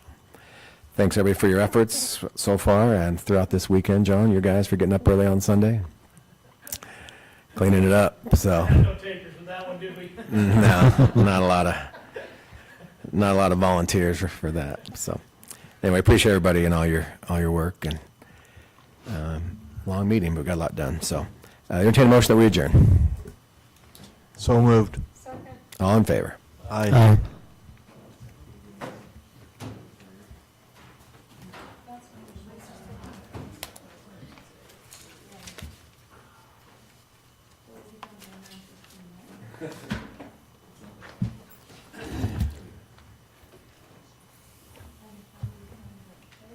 Candy, Danielle, candy?